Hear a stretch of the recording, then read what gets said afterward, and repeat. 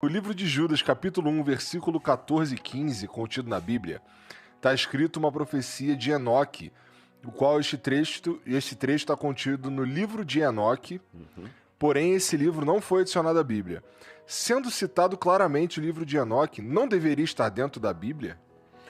Na verdade, o livro de Enoque, ele foi produzido no período intertestamentário. Nós não temos todo o livro completo. Nós temos alguns fragmentos que foram encontrados nos manuscritos do Mar Morto. Tem o Enoque etíope, que foi encontrado uma versão antiga na língua etíope.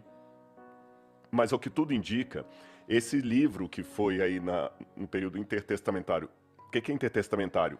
Entre o final da produção do Antigo Testamento e o início do outro. Eu estou falando em torno de 300 anos antes de Cristo ali. Esse livro, ele continha apenas memórias do que o povo falava que o Enoque tinha dito. E não era necessariamente as profecias de Enoque, como você tem as profecias do Apocalipse de João. Aham. Tá certo? Tanto é que a comunidade Você judaica... está dizendo basicamente que o livro de João, foi João que meteu a mão e João que escreveu. meteu a mão e escreveu, exatamente. O Enoque não foi o Enoque que meteu a mão e escreveu. São tradições que foram passadas de pai para filho das profecias de Enoque. Só uma notinha de rodapé. Alguns teólogos de uma ala mais liberal vão dizer que não foi João que escreveu o Apocalipse, mas a gente tem argumento sólido para dizer que foi ele, tá bom? Voltando ao que eu estava dizendo, então os judeus nunca reconheceram o livro de Enoque como um livro sagrado. Nenhum momento da história. E a gente entende que o fato de um livro trazer uma verdade não o torna necessariamente um livro religioso da Bíblia. Por isso que o livro de Enoque, embora contenha uma profecia de Enoque que foi mantida oralmente e preservada por escrito ali, não entra na Bíblia Sagrada. Aí alguém pode perguntar, e por que não entra? Quem decidiu os livros da Bíblia? Nunca houve uma reunião de religiosos, teólogos, religiosos, cristãos ou judeus, falar assim, vamos sentar aqui, Igor, Cléster, quantos livros nós temos aqui? Nós temos 180 livros aqui, vamos escolher quais que a gente vai deixar na Bíblia? Aí o Cléster, acha bonitinho aqui, deixa esse. Aí eu falo, tá bom, então vou deixar, não é esse não, pô, eu cedi pra você, deixa entrar esse aqui, tá bom. 4 evangelhos, tá bom, não, esse aqui tira fora que eu não gosto desse cara. Não existiu isso. E essa velha máxima aí que o cânon foi decidido no Concílio de Nicéia, no ano 325, isso é tudo balela. Eu já li os fragmentos, que nós não temos todas as atas do Concílio de Nicéia. Em nenhum momento no Concílio de Nicéia, nas atas do Concílio, foi discutido o cânon da Bíblia. E nós temos o cânon da Bíblia já estabelecido muito antes de Nicéia. Você tem o cânon moratoriano do 2º século. Você tem Papias falando ali. Então, E a Bíblia do Rei James? A Bíblia do Rei James foi apenas uma tradução feita da Bíblia em 1611 pelo Rei James, ou Rei Tiago. Por isso que a gente fala King James. Então essa tradução feita em inglês por ordem do Rei Tiago, em 1611, ela baseou-se, o Novo Testamento pelo menos, no Textus Receptus, que era uma coletânea do texto grego feita por Erasmo de Roterdã. Tá certo? Hoje está muito mais avançado esse trabalho, a gente chama de colação textual, que é quando você vai comparando as cópias dos manuscritos para saber se houve algum erro ou não. Então, isto colocado, como é então que os livros entraram para a Bíblia e outros não? A comunidade que era testemunho ocular do profeta reconhecia que ele tinha uma condição de profeta diferente das outras pessoas. Tinha os critérios. Ele falava profecias cumprindo, profecias de verdade, não é música de Roberto Carlos, que qualquer uma conta a sua história. Sabe, você tá na fossa, você não tá aguentando, Eu entendo, tomou um pontapé no traseiro. Tipo, leu o signo hoje. Exatamente, Tá. né? Exatamente. Alguém, cuidado, tem muita inveja no seu serviço. Isso vai pra todo mundo, né? Não, as profecias eram acertadas. Eles viam isso, viam o profeta tendo sinais miraculosos que Deus estava com ele. Então esse cara já tinha o respeito da comunidade. Ele escrevia o livro. A comunidade preservava aquele livro porque reconhecia. Passado algum tempo, vinha um outro profeta com as mesmas características. E ele não entrava em contradição com aquele anterior. A comunidade reconhecia, aí você já tinha um livro agregado. Então, nesse processo, o Antigo Testamento demorou pelo menos 1.500 anos para ser coletado. Não foi uma coisa assim que reuniu uma comissão. E aí, com o passar do tempo, começaram a surgir livros, alguns de autoria do profeta, mas que o pessoal fala assim, peraí, que livro é esse? Não, ninguém aqui nunca ouviu falar desse livro. É um livro, no mínimo, suspeito. Tá. Você tá entendendo? A gente conhece o que os profetas produziram e eu não conheço nenhum evangelho aqui vamos colocar aqui, de Filipe. E a ordem dos livros importa, Rodrigo? Não. A ordem é completamente artificial. Só deixando claro, aí surgiram os livros apócrifos. Sim. E evangelhos apócrifos e O tudo lance mais. dos pergaminhos de Mar Morto? Não, o Pergaminho do Mar Morto é outra história. É outra? A ordem dos livros não importa. O modo como ela está hoje encaixada na Bíblia é apenas uma maneira didática de separar a Bíblia, porque a palavra Bíblia tem um significado interessante. E aproveitando que eu acabei de vir do Líbano agora, então um dos lugares que eu visitei ali muito legais é Biblos. Biblos era o porto fenício, que exportava coisas para o mundo inteiro. Os fenícios foram, assim, magistrais nas navegações. Existe até uma teoria não tão fundamentada que os fenícios tiveram no Brasil, vocês sabem disso. E ali em Biblos, eles exportavam, entre as várias coisas importantes, o papel. Então, tem até uma palestra que eu dou, uma vez eu dei uma palestra para comunicadores, Cléster. O que eu vou falar para comunicadores? Eu criei a palestra assim, a comunicação nos tempos antigos, do papiro ao Facebook. Na época era o Facebook. O papiro era o tipo do papel que os egípcios produziam, tá certo? Os egípcios chamavam o papiro de alset, em língua egípcia. Mas como esse papiro ia para Biblos, para de Biblos ser espalhado pelo mundo, os gregos começaram a chamar a planta de Biblos. Biblos. E como Biblos era o nome da planta e do papel, o livro que se fazia disso também era chamado de Biblos. Daí que vem a palavra biblioteca, biblioteconomia, bibliófilo, Biblos. Ok. Então quando se falava de um livro, era um Biblos. Quando falava dois livros, do biblioi, deca biblioi, 10 livros. Agora, se era um livrinho pequenininho desse tamanho, a gente chamava de biblion. E se eram vários livrinhos pequenininhos, biblia.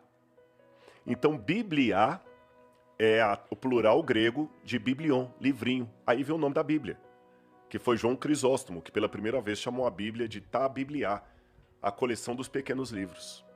Agora, como é que a gente vai organizar essa coleção de pequenos livros para ela ficar clara? Então, eles resolveram assim, os 5 primeiros livros da Bíblia são os livros de Moisés.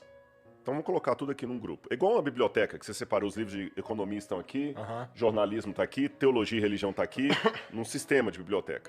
Então os 5 primeiros são os livros de Moisés, é a lei, né? Gênesis, Êxodo, Levítico, Números e Deuteronômio. Ok. Aí agora vem os livros que contam a história do povo de Israel. Então vamos colocar todos que contam a história de Israel junto. Aí vem Josué, Juízes, Ruth, Samuel, Reis, Crônicas, Esdras, Neemias, Esther, parou aí. Aí depois vamos colocar os livros que são poéticos. Aí vem Jó, Salmos, Provérbios, Eclesiastes e Cantares. São os livros poéticos. Então eu já falei, a lei, livros históricos, livros poéticos. Agora vamos colocar todos os profetas. Tá certo? Isaías, Jeremias, Lamentações, Ezequiel, Daniel, Osés, Joel, Amós, Obadias, Jonas, Miqueias, até chegar a Malaquias. Aí eu completei o Antigo Testamento. Agora vamos organizar também o Novo. Os 4 evangelhos contam a vida de Jesus. Então vou colocar aqui, Mateus, Marcos, Lucas e João. Depois tem um livro que conta a história da igreja cristã, Atos dos Apóstolos. Então vem Evangelhos, Atos. Vamos colocar aqui agora todas as cartas que Paulo escreveu. Depois as cartas que não foram escritas por Paulo. E vamos concluir com o Apocalipse. Então a Bíblia está organizada assim. Mas essa organização dos livros, essa sim é meramente humana. Tá. Baguncei ou deu pra... Não, deu pra entender. Bastante, inclusive. Tá. Sobre os bagulho lá do Mar Morto lá, por que que é outra você quer história? falar? Tá. Os bagulhos do Mar Morto é o seguinte. Os bagulhos do Mar Morto, já começou. Tá bom, vamos lá. Vou soltar uma resenha pra você agora. Os bagulhos do Mar Morto, mano, é o seguinte. Mano, não, eu falo mano. Não, mano, exatamente. Lá quando eu tô na Turquia, eu brinco com o pessoal que aqui tinha muito corintiano lá, porque você tinha os mano e os otomanos também. Né? Meteu essa. Tinha os mano e os otomanos. Bom, vamos lá então. Eu falei pra não colocar vodka. Colocou, o cara tá assim, ó. Como é que essa caixa machorra? Então vamos lá. Até 1948, nós não temos nenhum original da Bíblia. Os originais se perderam, porque tantos anos se perderam. A gente tem cópia de cópia de cópia. Até quando isso aí? Até 1940, até hoje, nós não temos nenhum original da Bíblia. Nós só temos cópia de cópia de cópia. Aí, até 1948, a coisa ficava mais séria com o Antigo Testamento, porque a cópia mais antiga em hebraico que nós tínhamos datava do ano 970 depois de Cristo. Muito recente, né? Muito recente. Idade Média. Antes de 970, depois de Cristo, a única passagem da Bíblia que você tinha em hebraico era um papiro chamado Nash, que era do tamanho de um cartão de visitas, que tinha os 10 mandamentos. Mais nada. Aí as pessoas perguntavam assim, como é que você pode provar que a Bíblia não foi alterada ao longo dos tempos? Um montão de cópia igual, acho que ajudaria. Só que não tinha essas cópias. Algumas estavam iguais. Só que tinha algumas diferenças, às vezes, também ali, de letra, alguma coisa assim. Mas mesmo esse montão de cópias iguais, você não tinha cópias mais antigas para comparar. Quem te garante que essas cópias iguais não foram feitas por questão religiosa? Ou copiaram de uma cópia imperfeita. Ou de uma cópia perfeita, ou mesmo assim, eu quero... manipular isso aqui. Eu quero manipular isso aqui. Eu quero falar agora que... É bom torcer pelo Corinthians. Vamos colocar 10 mandamentos. Lembra aquela vida de Brian, né? Que ele desce, quando eram 3 pedras, 10 mandamentos, aí Deus então aqui me deu os 15 mandamentos. Aí cai uma pedra, os 10 mandamentos. Então, quer dizer, quem garante? Aí, em 1948, um menino beduíno estava procurando umas cabras que tinham escapado ali no deserto de Hirbert Comeram. 47 para 48, ali na transição para a criação do Estado de Israel.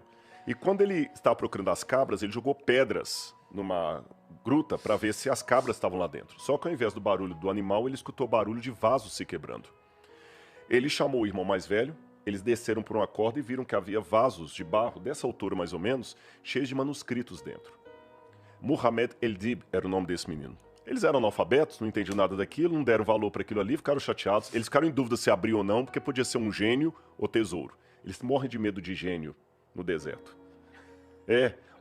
Uma vez no Sinai, eu estava subindo o Sinai de madrugada com um beduíno, aí eu estava com os 3 caras, a gente tirou uma foto e saiu uma névoazinha na foto, assim. Cara, o beduíno não queria subir mais com medo da névoa. Eles têm um pavor de gênio. Sabe o negócio de Aladim, bonitinho, gente? Eles morrem de medo de gênio do deserto. Isso é uma coisa terrível.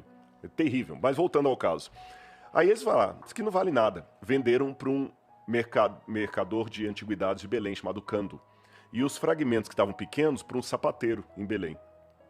Aí, 2 arqueólogos, um dia, ficaram sabendo desse negócio e foram lá e viram que aquilo tinha muito valor. Foi uma grande novela, e até conseguir convencer onde que os beduínos tinham encontrado aquilo. Enfim, encontraram 11 cavernas. Hoje a 12ª foi encontrada. E as 11 cavernas cheias de manuscritos bíblicos. Alguns datados de até 270 anos antes de Cristo. Por exemplo, o Código de Isaías foi encontrado inteiro, 66 capítulos. E quando você compara o texto de Isaías encontrado em Qumran com o texto da Idade Média, de 1000 anos, 1000 e tantos anos depois, você vê que tem só 14 diferenças.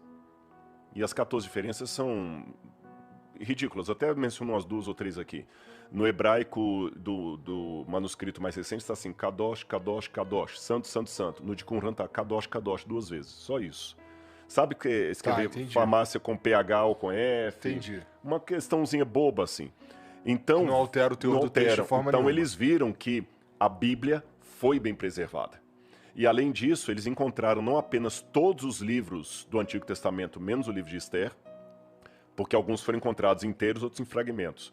Como eles encontraram também uma grande biblioteca de livros judaicos não bíblicos, que datavam até de antes da época de Jesus, e alguns contemporâneos a Jesus. Então os manuscritos me ajudaram não só a confirmar a historicidade, a manutenção, a transmissão do texto bíblico, antes de inventar a imprensa, como também a gerar o contexto histórico de Jesus. Dou apenas um exemplo e com ele eu termino. Você sabe que expressão idiomática é um negócio complicado de traduzir. Com Como certeza. é que você traduz? Não, se você traduz ao pé da letra... Fazer de gato sapato. Fazer de gato e sapato. Se eu falar isso em inglês, né? To make of cats and shoes. Não faz sentido nenhum um negócio desse aí, né?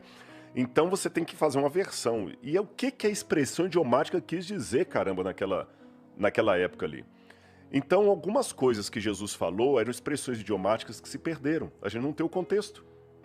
Né? Você falar assim, salve, salve família, hoje beleza, mas daqui a 2000 anos, se virar a Bíblia, que família? Você tá entendendo? Imagina. Que o evangelho do Igor. O evangelho do Igor, né? Caralho! Ia ser assim, já ia ser desse jeito. Aí, o que acontece? Assim, Jesus então falava em aramaico. Aí Jesus fala nas bem-aventuranças assim, bem-aventurados os humildes de espírito, porque deles é o reino do céu. Que quer dizer esse tal de humildes de espírito? Humildes de espírito. Aí alguns pensavam que o humilde de espírito é o pobre, aí colocaram pobres de espírito, outros. Cada um dava a interpretação poética que queria. Sim. Em Qumran, eles encontraram num dos textos a expressão aramaica feliz, esse aqui, o que faz isso, feliz o que faz aquilo, e feliz, Baruch, que é bem-aventurado, bendito, Baruch, Hanavei Ruach. Hanavei Ruach é o encurvado pelo Espírito. E naquele texto original ali, em hebraico, a gente entendeu o sentido. Quando o vento, porque a palavra espírito em hebraico, Ruach, é a mesma para vento. O Espírito Santo é uma coisa de vento. Tá. Então, quando o vento sopra no monte de trigo, o que acontece com o trigo? Ele se dobra. Ele é feliz, porque ele se encurvou no Espírito, no vento. Assim deve ser a vida do servo de Deus. Quando Deus sopra, você se dobra e se curva humildemente ao chamado. Foi isso que Jesus quis dizer quando ele falou: bem-aventurados os que se encurvam pelo Espírito, porque deles é o reino dos céus. É apenas um exemplo, podia dar dezenas de exemplos. Entendi. Como é que foi esclarecendo a Bíblia, muito legal mesmo. Mas essas palavras aí que tu falou, tu inventou tudo, né? Inventei tudo. E sob efeito da vodka, então, e com a vodka. Eu tô brincando, Rodrigo. Claro. Jamais diminuiria teu trabalho. Não, por favor. Eu vou falar uma coisa, pode rir, porque se um homem não sabe rir de uma boa piada, desconfia da religião dele. Tá. Gostei dessa. É verdade.